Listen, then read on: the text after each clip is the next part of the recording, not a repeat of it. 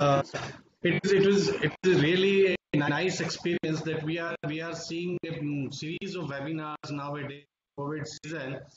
So today we are gathered here to discuss the telepediatric practice. In this COVID area, in this COVID era, because of people are not able to meet each other, and we are seeing the silver lining in this. Doing a lot of webinars. So telepediatric practice has really come great. It has provided a great opportunity to all pediatricians and physicians doing teleconsultation. And to discuss that, all of us are gathered. We are with us Dr. Dhananjay Mangal, who is eminent pediatrician and neonatologist, Babylon Hospital, Jaipur. He is executive member Telemedicine Society of India and is former secretary Telemedicine Society of India state president and National Neonatology Forum of Rajasthan. I know him since many years. He was one batch senior to me. He's very renowned, very eminent neonatologist and pediatrician I know of, and very diligent in his practice. So now I hand over the session to Dr. Dhananjay, who will take over from this part, and later on we'll have a panel discussion with him. Over to you, Dr. Dhananjay. Thank you, Dr. Gaurav, and welcome all. Before starting the proceeding, I would like to introduce our eminent panelist, Dr. Gaurav. Dr. Gaurav is a senior consultant pediatrician and neonatologist and head of department, Kothari Memorial Hospital and Research Center, and director of Ashirwad Home, Bikaner. He is having a very keen interest, a great academician, and I know since very beginning he is very vibrant and is very keen to learn new things. So he has been practicing in the telemedicine for a longer period. So I'm happy he will share his experience in the particular telemedicine field. And another senior pediatrician, Dr. Pradeep Jain, he is a senior consultant pediatrician and neonatologist, the Fortis Balaji Hospital, and he is the director of the Vatsal Child Care Hospital, Jodhpur. He is currently president of the IAP Mewar branch and secretary of the National Neonatology Forum, Marwar branch. Other than this credential, he is having a long list of the credential. He is a great academician. He is a great orator. So I would like to. I'm thankful to have such an eminent panelist in this panel, and they will give us the experience. They will share the experience. So we'll start. This program will start as initially we'll give you the overview of the telemedicine, and after that we'll having the question answer session. Among this question to be answered from the panelist. So this is the now this program has been designed especially to know the telemedicine practice, the current guidelines and current scenario, because suddenly telemedicine was going on for the since long ages, but because this COVID era, social distancing, patient are unable to come in the face-to-face consultation, so we have to have some mechanism to develop healthcare services along with following the all norms. So this is the best technique to do the telemedicine consultation. So I'll just present a small 10-15 minute presentation in which we just give the idea of the telemedicine practice guidelines being recently laid down by BOG of the under supersession of the MCI in the 25th March of. So telemedicine, it is the introduction to recent guidelines. So what is the telemedicine? What is the purpose of this telemedicine practice guideline? Norms and protocols related to it provides the norms and protocols related to the patient-therapy relationship, liabilities and risks from both sides, and to evaluate management and treatment guidelines, and how to integrate the technology with the healthcare delivery. There are some risks drawback and limit always in every field. So in this teleconsultation, there are some risk, drawback and limitations, but that can be mitigated by proper orientation and proper guidelines. So in telemedicine, so what is telemedicine? Tele means it's a distance, a medicine means healthcare services. So delivery of healthcare services by all professional using information communication technology for the exchange of valid information for diagnosis and treatment and prevention of disease and injuries. It is used in the healthcare research and evaluation, may be used in the continuation of the educational program for the healthcare providers, for the interest in advancing the health of individuals and their communities. So some definition like who can do the telemedicine practice. So as per guidelines, registered medical practitioners are supposed to do the teleconsultation. Who is RMP? RMP is who is registered in state or Indian Medical Register under IMC Act 1956. So as per MCA rule, the person who is having the qualified degree, who is having all the credentials required to register in the medical register. Dentist and veterinary medicine practitioners are to be allowed as per their register. Dr. Dhananjay, your presentation is not visible. Can you share that simultaneously? Please share the presentation. Just a minute. Now, is it okay? You should share screen. You should share the screen, Dr. Dhananjay. Okay, just a minute.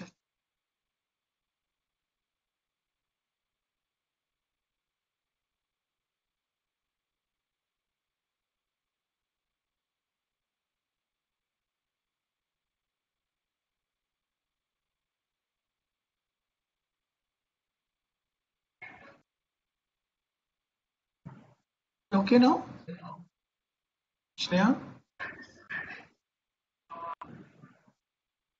Yes, now it's visible now. Yes, now it is visible. It was visible. Yes, now yes. Okay, that's fine. Okay, it's fine now? Okay, now it's fine. Yes. Okay.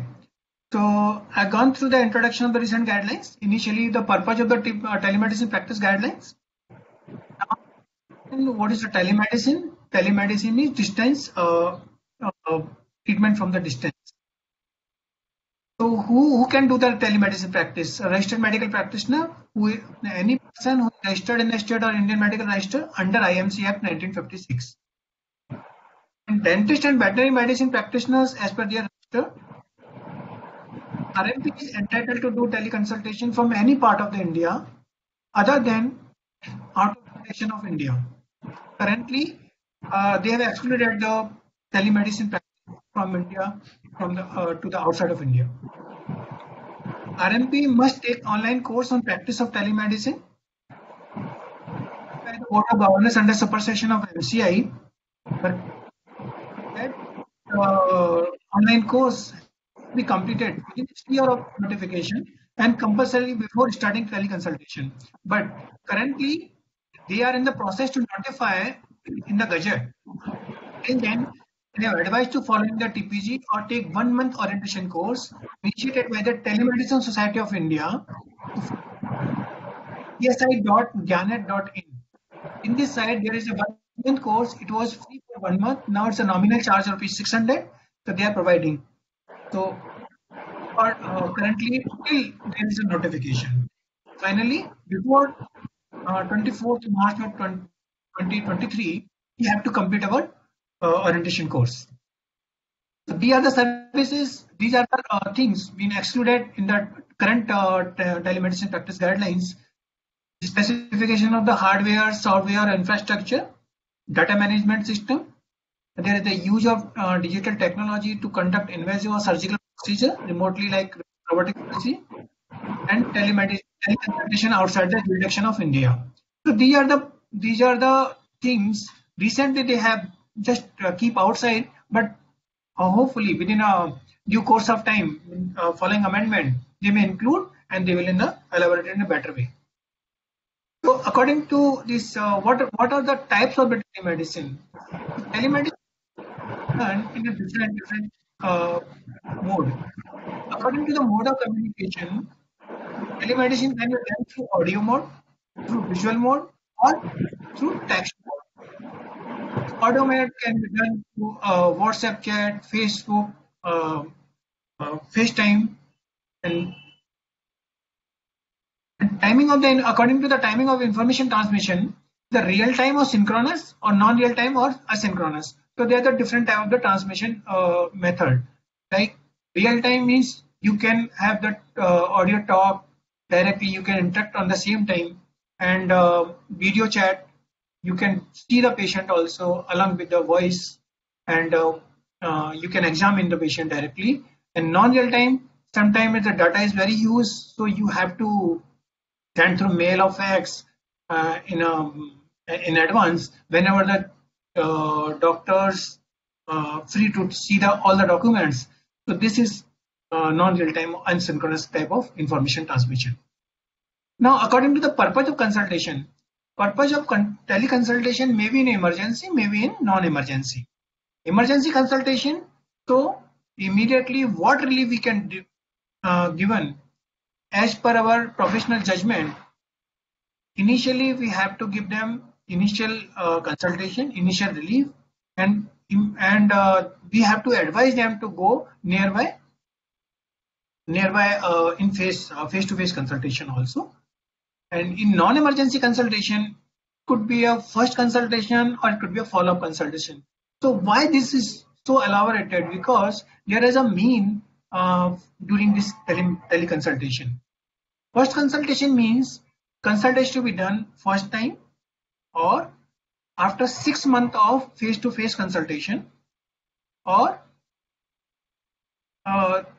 consultation is to be done even within 6 months of consultation, but for the other different disease. This is the first consultation. Or even though if RMP suppose do not recall the sequence of the cases, then in that time they have considered as a first consultation. In follow-up consultation, if patient seen by the RMP in face-to-face or in-person consultation, and he may come in the next 6 months through the telemedicine, being considered as a follow-up consultation with the same disease or symptoms of the same disease being developed. So these are the follow-up consultation. And according to the individual involved, telemedicine may be a different, like patient to doctor, caregiver to RMP or doctor, caregiver in case of the minors, if child is less than 16-year-old, or handicap or old age person, those who are not able to communicate, with caregiver to doctor, or healthcare worker, as in case of from the periphery, suppose in primary center doctors is not available, some assistant surgeon that can be communicated to the doctor, or doctor to doctor. Sometimes doctor may require a special consideration, special second opinion, super specialist consultation in that time. So these are the different type of the consultation. But as there are the different modes of the telemedicine consultation, every mode is having some strength and limitations. So as in case of video consultation, telemedicine is to be done from the facilities to app or platforms of FaceTime. But important is this, it is look like a personal consultation. The patient identification is easier because you have already seen the patient, so you can identify directly, and visual cues will give you the instant your diagnosis. And inspection of the patient is very well can be carried out. But limitation is it needs a high quality of internet and privacy issue, because during video chat there is so many backgrounds are there that can be misused. So that will covered in the misconduct in the telemedicine practice. Second mode is audio mode, that can be done very easily on phone or voice over or through app. It is very convenient and fast, can be used in emergency, and unlimited reach, no separate infrastructure required, and privacy is ensured. But there is non-verbal cues are missing. No visual inspection or patient identification is done. Third is text based of WhatsApp through WhatsApp or SMS. So it is very convenient and quick. Documentation is easy because whatever you have written or typing, that will be the documented. So it's suitable for the urgent case and follow-up cases, but no separate, and as well as no separate infrastructure required. But limitation is miss the verbal as well as the visual cues. Rapport building is difficult between the RMP and patient. And identification of patient is again difficult. Asynchronous type of mode means there is no direct immediate real-time connection between the doctor and patient, so that big data is to be sent to mail or fax or any type of recording, video, whatever can be sent to the doctor. So this is, though it is convenient and easy to document, no specific app or infrastructure required. Immediate data reports are readily shared, but it is more useful when accompanied with a test report and in follow-up cases. So important is this: it is very easy when there is a data is very used. Very difficult to give immediate opinion, but there are some limitations also because this is not a real-time interaction. Patient identification is difficult. Non-verbal cues are missed, and even delayed response is very difficult situation because whenever the patient doctor's free, he will take the time to go through all the investigation, then he will able to give opinion. Some important points in the current guidelines. Professional judgment must be, this is a very important part of this current telemedicine practice guideline. Professional judgment must be guiding principle for the teleconsultation. What does it mean? It means that RMP has to decide the confidence and comfort in the diagnosis and management of health issue by using telemedicine without compromising quality of care.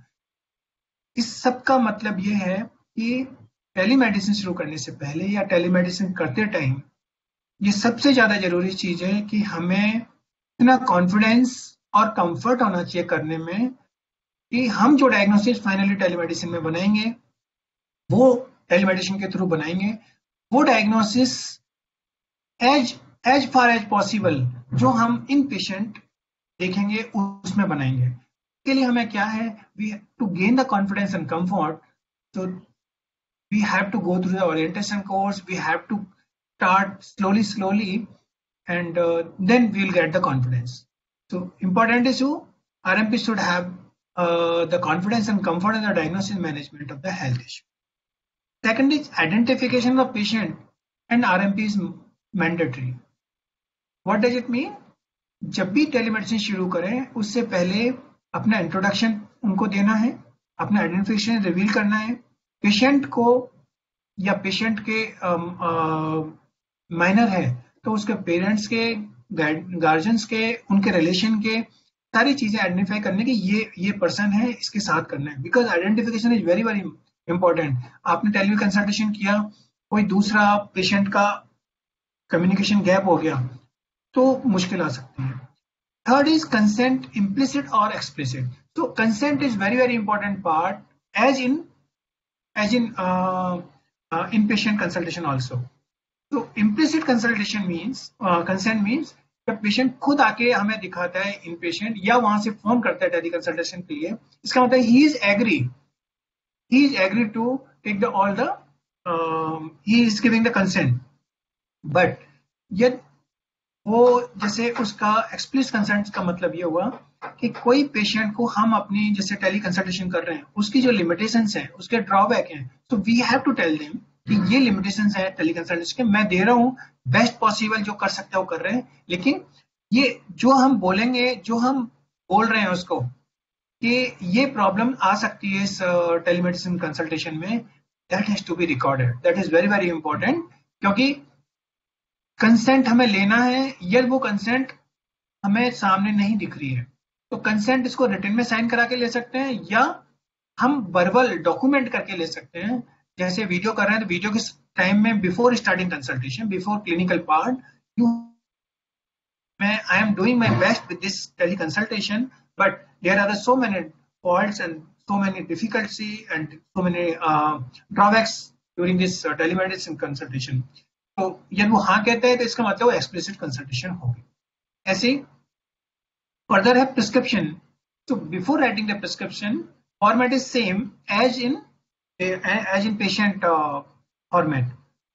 So as per IMC Act and Professional Conduct, Etiquette and Ethics Regulation 2002, format is same. Format contains the name, age, sex, and identification of the patient, drugs, doses, and sign of the doctor, digital sign, or it's a professional degree, number, registration number. So everything has to be displayed as in patient consultation. Prescription can be transmitted through photo scan or digital copy, e-prescription. But if directly sent to the pharmacy, you have to take the explicit consent. का मतलब ये हुआ कि जब भी आपने prescription उसको दिया, डायरेक्टली कोई फार्मेसी में नहीं भेजना है जब तक उसकी कंसेंट ना हो, because he is free to take the medicine from anywhere. Now come to the medical ethics, data privacy and confidentiality. It is same as in a person consultation under following acts and laws. So we have to go through some laws and we should know what impacts of any law if we do some non-practice. So IMC Act 1956, Information Technology Act, Data Protection and Privacy Law. These are some laws are to be understood according to our before starting this teleconsultation. All these we can go for the orientation course. Orientation course will give all the answer regarding these laws. Misconduct of RMP is not to be permitted at all, as in IMC law. Misuse of images, use of the specific brands, advertisement, that is not to be allowed to any extent.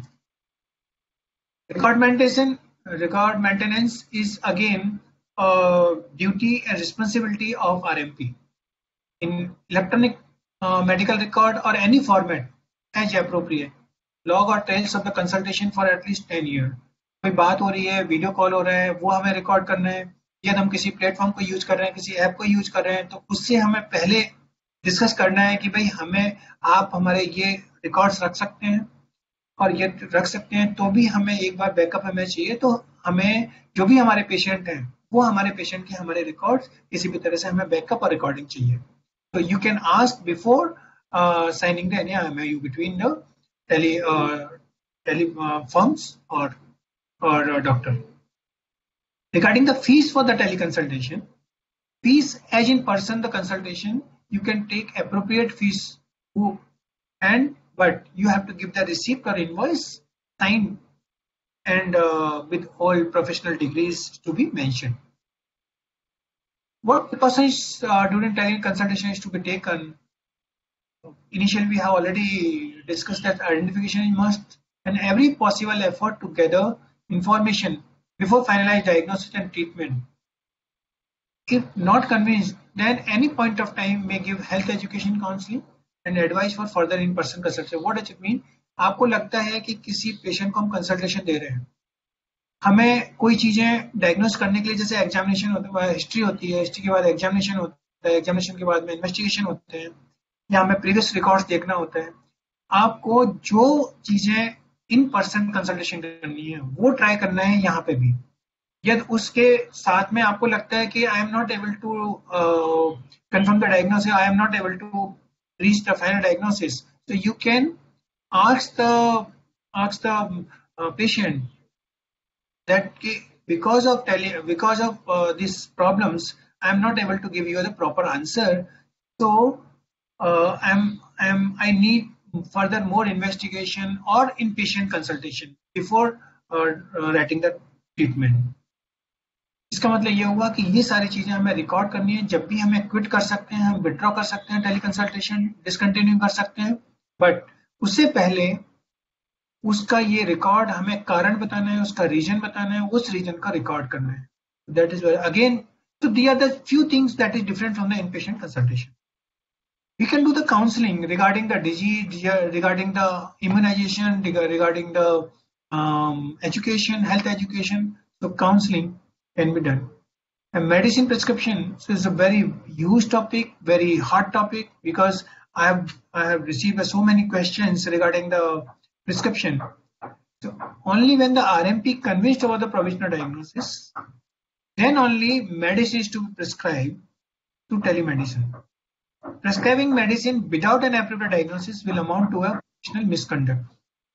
का मतलब यह हुआ जब तक आप confirm नहीं है medicine लिखने से पहले आप you should be very much sure and confident regarding the diagnosis. So medicine list are to be restricted, or some list has been given under this telemedicine guidelines. List O, list A, list B, and prohibited list. O means OTC list. OTC routine medicines like paracetamol, ORS, some local application medicine. And A medicine means refill medicine. Refill means जैसे किसी को बच्चे को scissor है कि anti convergent चल रहा है, तो एंटी कन्वर्जेंट 1 मंथ चल गया तो दूसरे 1 मंथ देना है, 3 मंथ देना है, 3 ईयर देना है, तो till 6 months we can offer them, we can continue the medicine by just giving the teleconsultation. So these are the list of the follow-up medicine or refill medicine. E group list medicines are the medicine which requires the add-on medicine. What does it mean? Add-on means some disease process is not being controlled by single medicine, then you can add on. This is the B type. And prohibited means antipsychotic, anti-cancerous, and narcotic drugs are not to be prescribed. But 11th of April, recently they have adding some antipsychotic drug also. So this is the current flow chart for the teleconsultation. When patient asks, call you through video, audio or text, patient identification is must and followed by the consent is implied if he directly contact you. If not, then you can take the explicit consent. If it is emergency consultation, then quickly access and care if needed, then advise first aid and immediate relief measure, and always guide patient to refer as appropriate. Means earliest possible nearby जहाँ जाना है, near facility में जाना है, near doctor के पास जाना है, वहाँ पे हमें always in emergency we have to give advice to go to the nearby doctor. If there is no emergency, then detailed patient evaluation is to be done by history examination and investigation report, past record, and ask for the additional information if required. The RMP may switch the mode of communication. Means if RMP is not supposed to convince or is not able to confirm the diagnosis, then he can switch the mode of communication from audio to video. मैं तो video से देखना चाहता हूँ, भाई इसमें ये दिखाओ, सारी चीज जब आपको कंफर्म हो जाए, then you can go further. In case of the appropriate for the management, if you are convinced, if RMP is convinced for the appropriate management, then you can manage through health education, through counseling or specific treatment medicine in list O. Or if management, this appropriate management is not evaluated, then health education and referred for the in-person consultation. Means यदि आपको लगता है कि diagnosis में अभी gap है, it requires more and more detail, then only health education and refer to the in-person consultation. So this is all about. Thank you very much. Now we'll proceed for question answer session. Excellent talk, Dr. Dhananjay. It was a very good talk. गागर में सागर भर दिया तुमने, है ना? बहुत ही short and sweet. Almost सबको एक ओवरव्यू मिल गया है कि what is basically teleconsultation, what is the overview आपने बता दिया है. Now will do an interaction so that we can reach at some conclusion at the end of this interaction. Dr. Gaurav, thank you very much. Just a second. I would suggest there are a lot of questions pouring in from people. Yes. You can see on our WhatsApp group. Yes. After covering, I mean, every aspect of telemedicine has been covered as far as the theoretical part is concerned. Let us, I believe, address their personal issues. What are the hindrances in the people of mind? Pradeep, just have the series so that it can be a revision for the people, first, second, third, fourth, fifth, and then we can take over the question answer session. Okay. Dr. Gaurav, Yeah. Simple pertinent question, मैं telemedicine क्यों करूं, मुझे क्यों करना चाहिए, तो what is ये telemedicine क्यों करूं, इसको बहुत अच्छा ये कोरोना के एपिडेमिक ने बहुत सारे नुकसान लोगों को पहुंचाए हैं, बहुत सारा तकलीफें लोगों को पहुंचाई है, लेकिन कुछ चीजें इसने लोगों को घर पे एक सोशल डिस्टेंसिंग का इम्पोर्टेंस समझाया, लोगों को अपने साथ में people have come together starting to live with their family, और नेचर को टाइम दिया रिकवर करने का। ये कुछ एक पॉजिटिव चीजें कोरोना की हुई है। उसमें एक पॉजिटिव हम इसमें मान सकते हैं कि tele consultation is one of the part जो देयर वाज नो लेजिस्लेशन, कोई लेजिस्लेशन नहीं था इससे पहले। तो 25 मार्च को जो बोर्ड ऑफ गवर्नर्स ने नीति आयोग के साथ they have given a practical guidelines for the registered medical practitioners. तो ये जो हुआ है, it is a very good thing, because हम जानते हैं कि टेली कंसल्टेशन की डेफिनेशन में ही कि delivery of health care services where distance is a critical factor, तो ये एक ऐसी चीज है जिसमें आपने India, because it is a large, अभी बहुत सारे क्वेश्चन आए। हमारा यहाँ पे जयपुर में IFP ग्रुप है, उसमें बहुत सारे लोगों ने, जब मेरा अच्छा चल रहा है, सब कुछ बढ़िया चल रहा है, इनपेशेंट कंसल्टेशन, बात यहाँ पे अच्छा चलने की नहीं है, बात यहाँ पे अच्छा चलने की नहीं है कि यहाँ पे it is not the professional part, you are doing good, आप अच्छा कर रहे हो, professionally you are doing good, you are seeing lot of patients, you don't have time, बस it is broadening your horizon. ये आपके होराइजन को broaden करने के लिए you can outreach to the remotest of the part where people can not travel to you in person because of the constraints, financial constraints they are having, people cannot reach you, तो you can outreach people through teleconsultation। तो आप उनके पास पहुंच सकते हैं the remotest of area, क्योंकि large geographical areas में remote में जो बैठा है उसको भी तो एक्सेस चाहिए ना डॉक्टर्स की। तो ये it is one of the thing we can access from a smallest place because network is almost available now everywhere, although there is a problem, तो वो पहुंच सकते हैं। दूसरी चीज जो बहुत इंपॉर्टेंट है, जो रिटर्न डॉक्यूमेंटेशन है, जो डाटा मेंटेनेंस है, मेंटेनेंस ऑफ रिकॉर्ड्स है, it is better with tele consultation. People think vice versa, लोग उल्टा सोचते हैं vice versa, because you are doing tele consultation, तो you are abiding with the laws, you are keeping the prescription with you, you are giving prescription to the patient, you are maintaining the digital log, you are maintaining the digital trail, you are maintaining, तो वो data आपका maintenance आपका बेहतर है tele consultation में। Third, ये disaster और pandemics में देखो, कंटेजियस डिजीज, अब जो आदमी कंटेनमेंट जोन में बैठा है जयपुर में या किसी एक एरिया में कंटेनमेंट जोन में, he can not come out, तो वहां से बैठ के if that person can do tele consultation in the containment zone, so you can outreach the curfew area, so basically you can widen your horizon and to add to it, there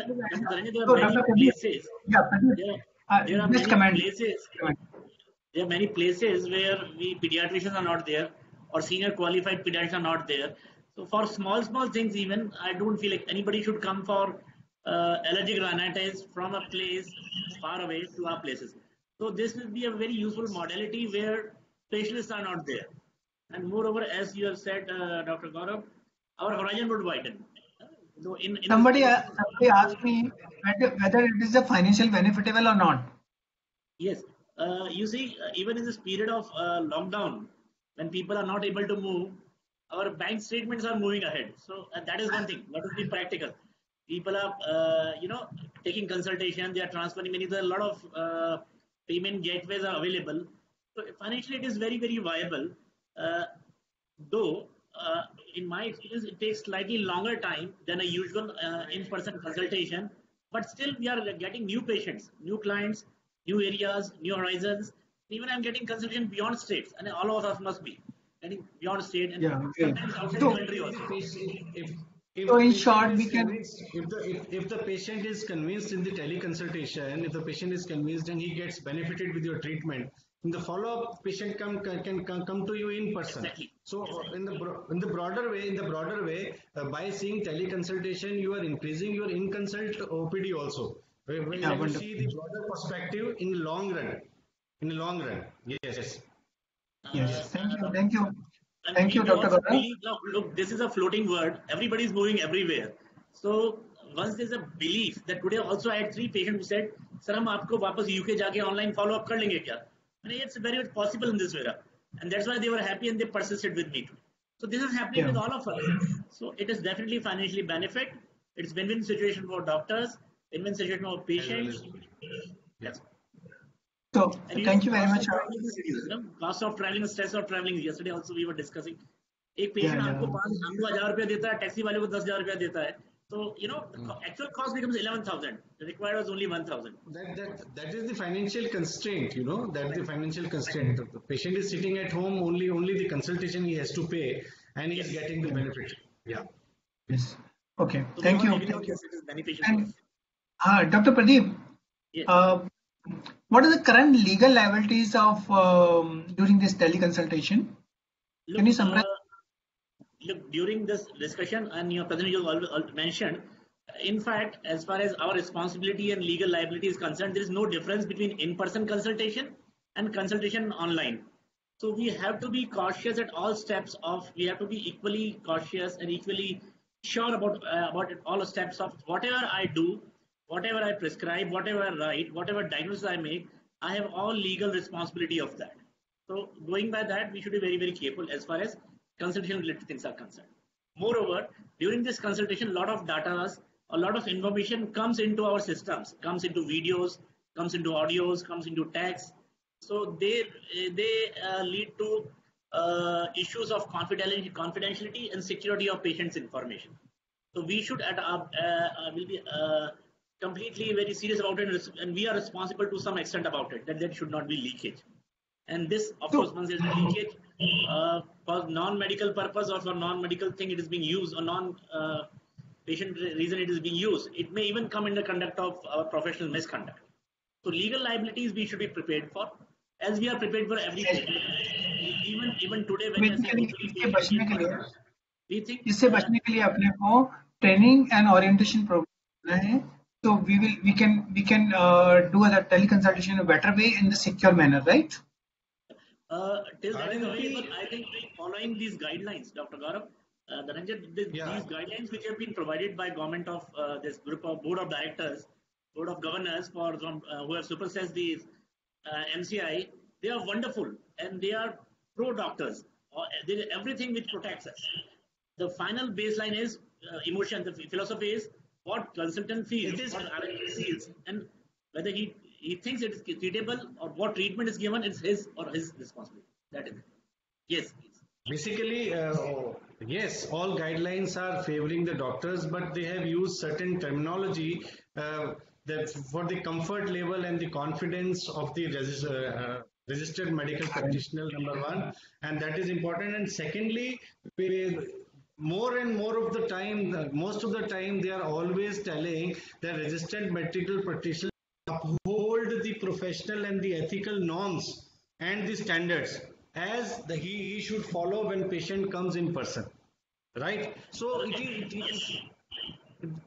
that's what we are facing. Whatever we are seeing patient, we are taking care of the patient with utmost care. We are following the professional standards and ethical norms. All those should be followed in the teleconsult as well. And we should also consider the intrinsic limitation of the teleconsult. Understanding the intrinsic limitation of the teleconsult, we should uphold the professional norms and standards. That should be maintained, I think. Yeah, that's very true. Very true. And Dr. Pradeep, yes. How should I start telemedicine? What are the prerequisite to start this telemedicine? If I am presentation course सारा कुछ कर लिया और अभी मुझे आपकी बात से लग रहा है कि it's a financial benefitable, it's a need of the hours, so everything is need. Then how can you start this telemedicine? Dr. Dhananjay, you, me, Gaurav, all of us, all our colleagues, they have been doing telemedicine in some form. it was not formal. They did not knew it. They are doing telemedicine. We have always advised on phone. We have always answered some small bits of. Now there are certain guidelines. Now there are certain guidelines. Now it is legalized. Let us not think it is something new which is happening. It is something which is old, has been given a proper shape. Okay, and now there is a clarity because of this. What has happened in last week of March this year, and in last few days, last few weeks. It's the same thing which has been properly organized. Laws have been made to protect India, RMP's good intentions. Our intention, we are very, all of us are very, emotionally very disturbed because we were not helping our patients who have been looked after since, their lives. So government in has short, helped us. what are the prerequisites? So now what you need to do is, it is the same type of consultation which you are doing. You need to have a platform. To the platform, you need to go jump for any fancy thing to begin with. You have your smartphones, you have your already existing chat platforms. Any of them can be used. WhatsApp is being most commonly used. So once everybody is familiar with WhatsApp, as you are chatting with your people, you are chatting with your IT people, you are chatting with your income tax people like those, you have to chat with your patients. But then be very serious about it. Try to find out as much information as you can get. You have told in your presentation that there are different types of different modes, video, audio, text, and all those. Luckily, with many of these platforms, we can use a combination of all. So in these type of platforms, there is a method to write, so you can secure your data. You can ask patient to write important information. You can ask them to transfer reports, records, videos of the patient, pictures of the patient. Then you can talk in video call with them if you want to have a feel of their emotions and some visual cues. And then you can write prescription always in a proper manner to them, or in your letterhead, and take a picture and transfer. And that is the informal way of doing things. And these things have been properly organized by many things. So you need a desire. You have a reason for it because you want to help patients. You want to continue your professional work. Desire is the reason is there. You have to desire to do it because you want to reach your patient, because patient cannot move in lockdown. And then you have to have a systematic plan of reaching to diagnosis. Make it sure that you reach to diagnosis. And I very strongly believe there are the three things required as per your conversation. One is desire and dedication to your doctor first, and communication method. Yes. Third is intention and it's a confirmation from the two end along with the communication. So these all has to be required for the teleconsultation. And of course, as you have said, once you started, please identify you are seeing right patient. You have to. There are many methods to do it. You can ask, you can believe your patient. I don't think anybody will. As far as our practice is concerned, it is a talk on telepediatrics. Nobody will bring somebody else's child to us to treat. Like medical legal problems are relatively less in a pediatric patient. But what I do usually is I ask my patient, if it is a new patient, I tell them, please post your last prescription of any doctor you have seen before seeing me. Because so once that prescription is there, a lot of things are being sorted out. If I see Dr. Gaurav's prescription being with him, Dr. Gaurav has written something. I mean, a lot of things have been done by Dr. Gaurav. So identity is over. Okay. And a lot of legal issues go away.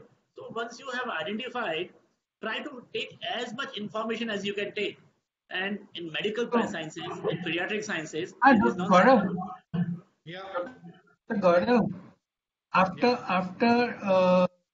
after prerequisite has been satisfied, so how will you further process the teleconsultation? Once all two ends and in between connection is good, communication methods are good, then how will you process teleconsultation further? Basically, processing means, as Dr. Pradeep has very rightly said, and in your presentation also, where you have narrated in detail. Initially, to start with, it is the context which is very important.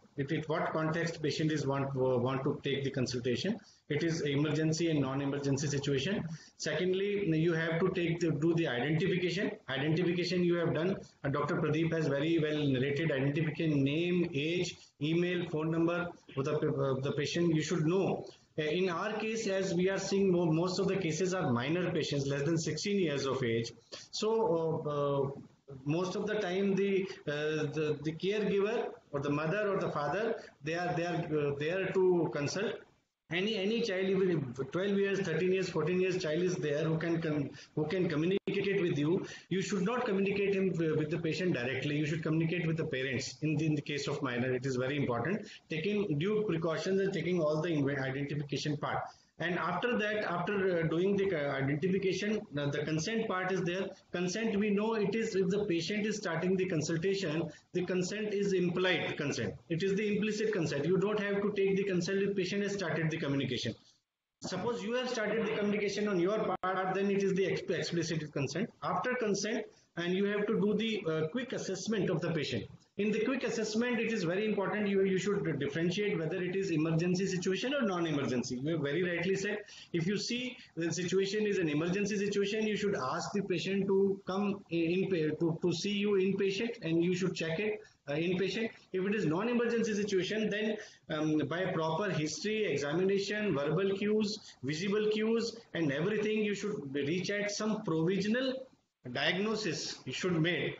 And by after doing provisional diagnosis, and by with the exchange of information and doing the provisional diagnosis, after doing provisional diagnosis, you should give the prescription.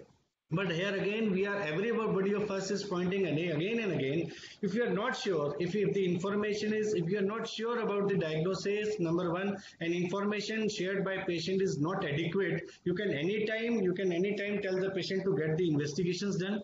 And you can anytime, if you are doing the audio consult, you can anytime tell the patient to come on video, so that you can have a visual cues also to reach at the diagnosis.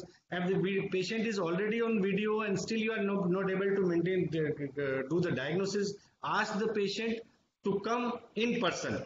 Or if you want to do certain investigations done, that consultation will be remain paused. You pause that consultation, and after the patient is ready with the documents and the investigation, you can resume the consultation again, and then you can give the proper final diagnosis. Once you are sure that you have made the diagnosis, only then you should generate the prescription. The prescription generation is again very important. You should also keep one copy of the prescription with you and giving to the patient. And the drugs, very rightly Dr. Dhananjay has told, only if you are doing first video consultation, only then you can give a drug, or over-the-counter drug you can prescribe any, whether it is audio, video or anything. But group A drug only should be given when you have a video consult. You can refill the drug the patient is already on that you can do. So this is the series of the process of consultation, starting from the context to the identification, to the consent, to the rapid information exchange, reaching at the diagnosis, and making out the prescription. So this should be in this way. This is very important. Yeah. Thank you. Thank you, Dr. Gaurav. So, well, there are so many questions regarding the data safety. Dr. Jackishan from Jaipur, Dr. Sahas, Dr. Priya, Dr. Ashok, so many doctors are asking regarding the safety, like apps is safe for us. Regarding safety, Dr. Kindly explain the things. Data safety is it has always been a gray area whenever we're using this internet word. This word is beyond our comprehension. Yeah. But it's very difficult to say for a while. But as I think, as far as this type of consultation is concerned, more or less, I believe it is safe. There's nothing extraordinary which should be we hide and things like those. But I definitely say it's very, very gray area. It is very difficult to say all the data are safe, they are not safe, whatever. But I don't think there's any harm to anyone. It is possible. But current scenario,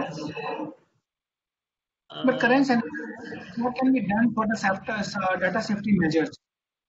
Look, technology की वजह से कोई data leak हो जाता है, या वो data कोई ऐप हम यूज कर रहे हैं वो मिसयूज करते हैं, तो can we assure them? How can we act? Are we are responsible? They are responsible. I don't think we are only responsible for medical misadventure. Rest of things are basically doctors are not responsible. That we are never into it. We are not. If we sell data ourselves, it's a different thing. But when it is being hacked by a data company, we are actually not We have to legally ask them responsible. to. Yeah, that can be done, but I believe it is something which many governments have failed to do it. And instead of looking at this, we should really reach and do our job and reach and help the patients as much as we can. That's what. Your opinions? Board of governors have also given guidelines for the technology platforms. They are also guidelines.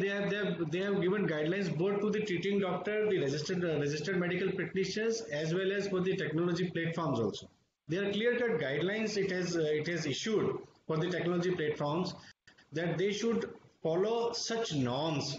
There are certain norms which needs to be followed up by technology platforms. If they are not following those norms, the board of governors can blacklist that company.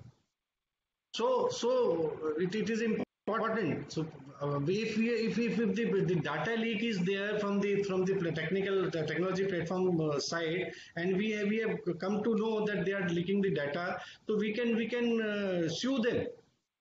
Board of governors can blacklist them. It is important. So the So guidelines that's are both. Yeah.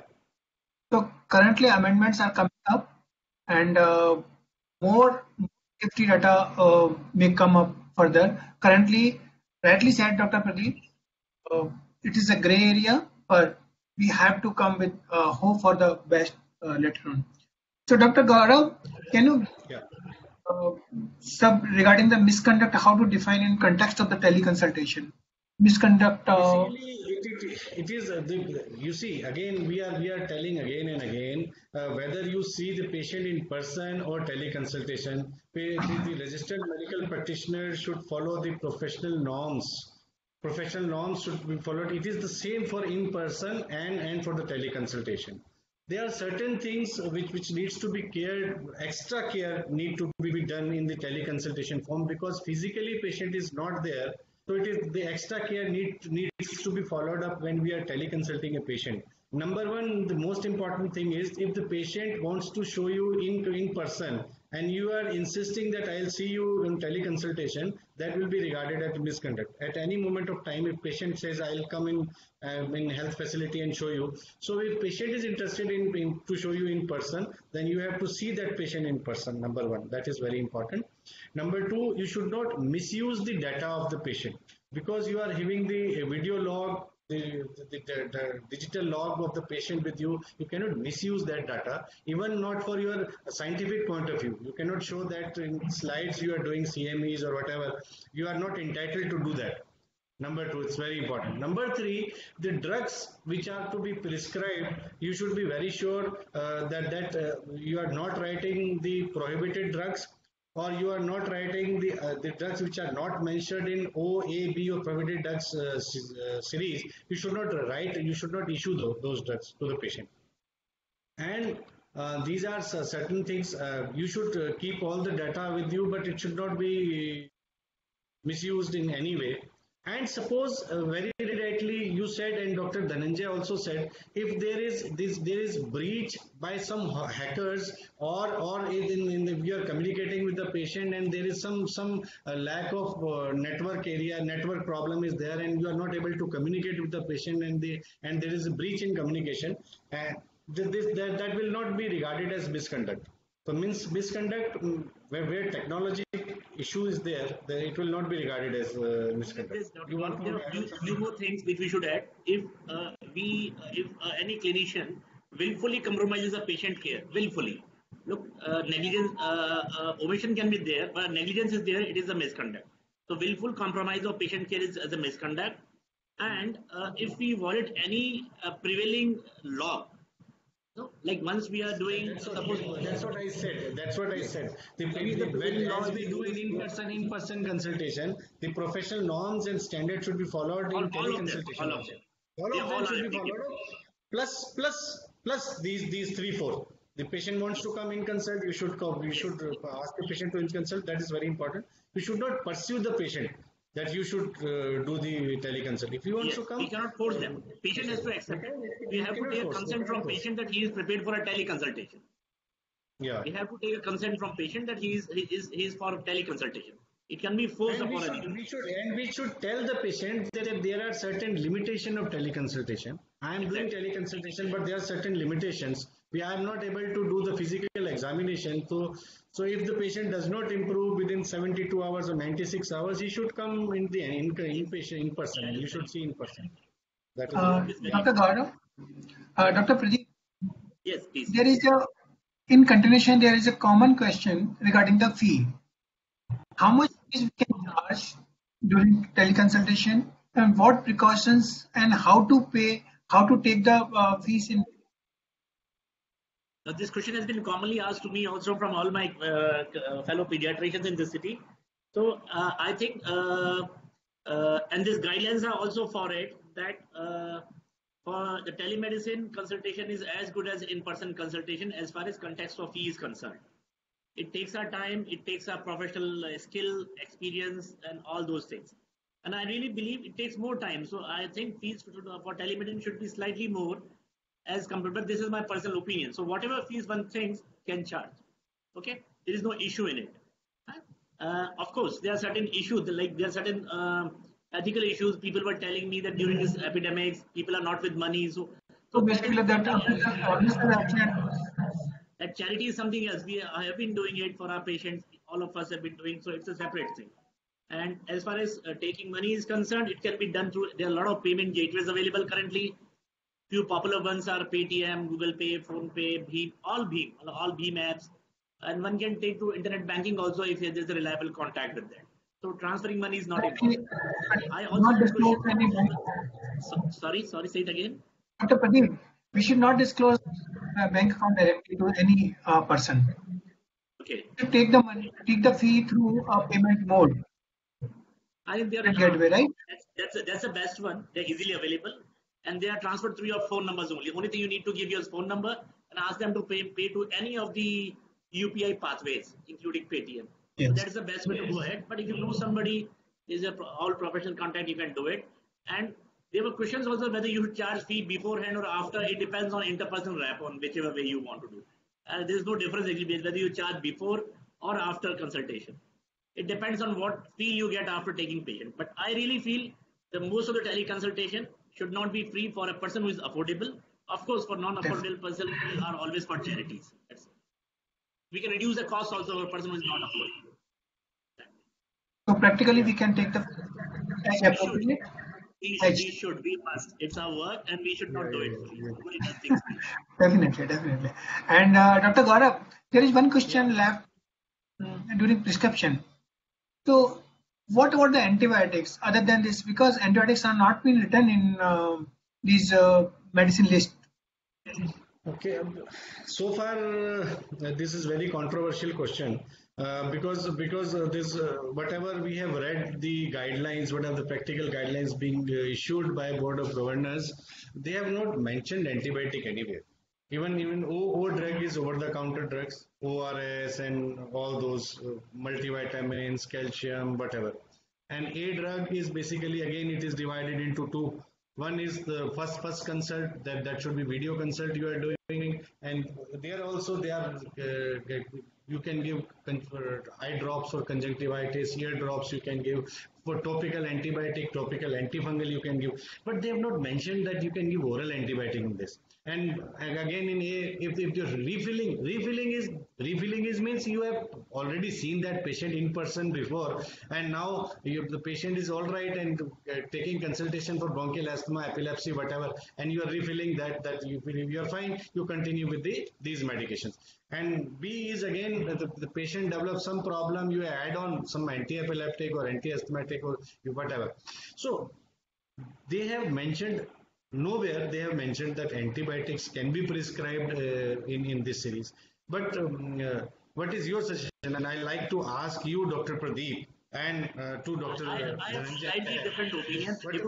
What I Yeah. believe, there are certain guidelines certainly, but the basis of this guideline, the summary of this guideline is, if a RMP feels and he is confident about his diagnosis, and whatever he does, whatever he diagnoses, whatever he writes, is a complete legal responsibility of RMP.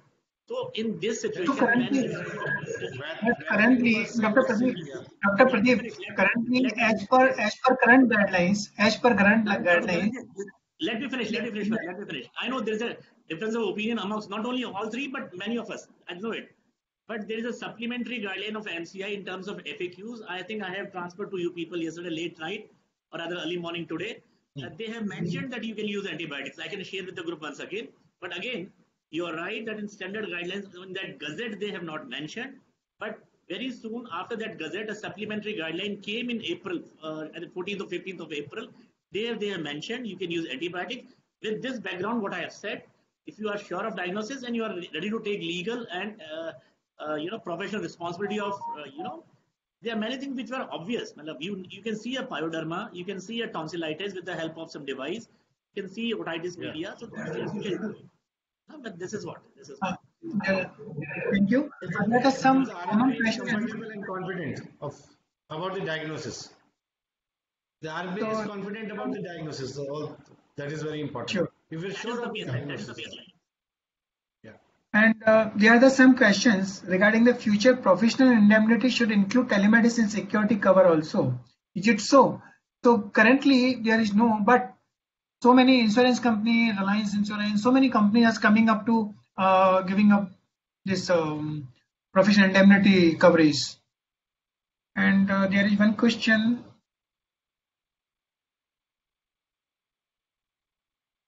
In case of dispute when doctor and cities of India, which place shall this dispute be settled? So that is basically this is the grey part. I have to ask to the legal person. So where it should be? I think Dr. Dhananjay, we should start writing the legal disclaimer at the below our telemedicine prescription where people write only. No.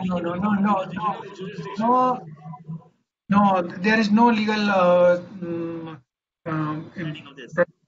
given. So some and few questions are: how should we convince a patient for teleconsultation, and what is the best way to marketing sell for the telemedicine practice? So these are the common questions, and so please, Dr. Pradeep, can you give us a brief answer? Say it again, please. What was the question? So how should we convince a patient? Look, okay. Legally speaking, we are not supposed to market ourselves for telemedicine practice. This is what a guideline says. So we should not officially market. And legally, it is true for even otherwise in-person marketing also. A doctor cannot market himself by his pictures and for in-person consultation also. But definitely the best way to is you help patient and you'll get a lot of patient. And this is what should work. This is what legal is. Mouth to mouth publicity. Mouth to mouth publicity is important. Once you do a good consultation to one person in the family, other related families come. This is happening with all of us, I believe. It is happening with me. It must be happening with you all. So we are getting a lot of telemedicine consultations. So working hard here is good prospect. You can work in office. And one thing really prevents infections in our setups. So telemedicine is one thing really.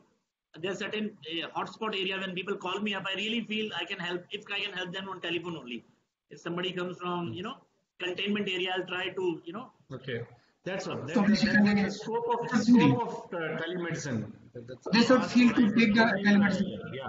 So do good a lot of telemedications. You can say you are available on telemedication. You don't put it as a marketing thing.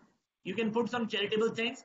I can put in these hours, 2 hours a day. You are freely available free of cost, or something. Whatever you want to do, it's your cost. Yeah, very rightly said, Dr. Pradeep. Dr. Gaurav, and one is impertinent to telepediatrics. What advantage? How can we do the telepediatrics in telemedicine era? So you see, child is not a small adult. We have heard lot of this thing many times because physiology is different, pathology is different. It is not a small adult. We are dealing in pediatric practice. Similarly, telepediatrics is not a small telemedicine, right? It has different challenges, different issues. If we are seeing a smaller child less than 6 months, and most of the times parents are telling the history and you have only the visible, you are doing video consult with the patient, you are having only visual cues and you can only do an inspection from a distance and you have to make the diagnosis. So there are a lot of challenges. Challenges are much more in telepediatrics than telemedicine, I think. But one thing is very sure, the silver lining I am seeing is in telepediatrics, you can do lot of health education, you can do lot of counseling, because counseling and health education is part and parcel, bread and butter of pediatricians. So you have, otherwise also we have to do lot of counseling and pediatrician, but we people are doing, we are doing the maximum, I think. You see, similarly in the telepediatrics, we can do lot of health education about the vaccination, weaning, breastfeeding, lot of things which are important. We can outreach the people and tell the importance of the breastfeeding, importance of the colostrum, importance how to improve the immunity of the child. You see how about the junk food, about the most of the kids are constipated nowadays. We can tell a lot of about the high fiber diet, lot of exercise and everything, lot of things we can do in the health education and the counseling part. Let's keep apart the treatment part, that is entirely different, that we have to make the diagnosis and give the treatment. But the telepediatrics it includes lot of health education and counseling. I see it as a very important part in telepediatrics, which is different from telemedicine. What do you have to say? Yeah. Right, and the scope is enormous. You see, it is, we are just in the infancy. We are sitting in the infancy, in the neonatology of telepediatrics. We are just a neonate. It is recent 20th March को चालू, not neonate. अब हम 25th March से start हुआ है. अभी अभी हम 1.5-2 महीने के बच्चे हैं अभी. Exactly. सभी branches. Dr. Gaurav, don't you feel there are many patients we have really helped? I have taught patients to how to measure respiratory rate. I have told them take a sleeping video and send it to me so that I can monitor the told patient about how to peak flow meter, how to use peak flow meter by teleconsultation. Yes. That you can do by teleconsultation. Write down all the readings and let me know after 5 days what is the PFR morning and evening. There's so many things you can do. The health education and counseling is enormous. Counseling and health education. Counseling and health education is a very, very important part, particularly in a pediatric practice. So we can cover through the telepediatrics, right? Dr. Dhananjay, we can really make some wonderful diagnosis also. It's not very difficult to decide whether it's LRI or URI. You can always go open the chest and see the respiratory rate. You can always, there are certain things by inspection you can do the diagnosis. You can see jaundice, you can see rashes, you can see a lot of things. You can see conjunctivitis. Whatever can be seen by physical examination, you can see. That is, and you can outreach people. That it's lot of scopes. Oh, enormous. Thank you very much, Dr. Gaurav, Dr. Pradeep. Really very good explain all queries. To conclude this session, in our common opinion, telemedicine is the need of the hour. We should adapt as possible quickly by taking orientation course, so we can do a better way in a secure manner, right? For that, the orientation code is being organized by the Telemedicine Society of India. That can be done. You can go log on to the www.tsi.gyanet.in. That website you can go through 1 month course. That's very, very important.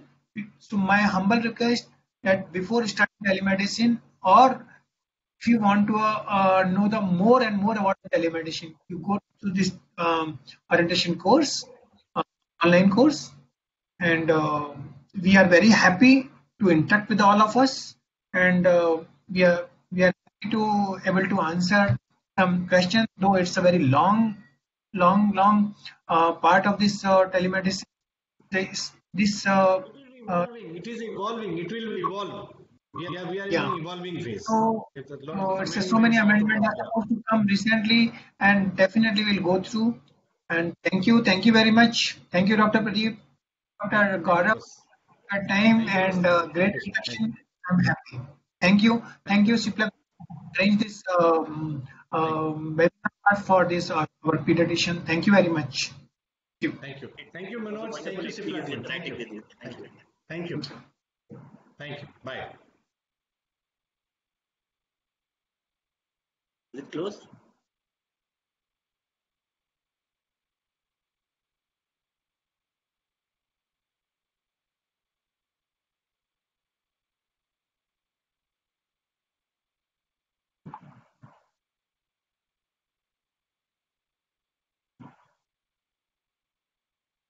बात चलिए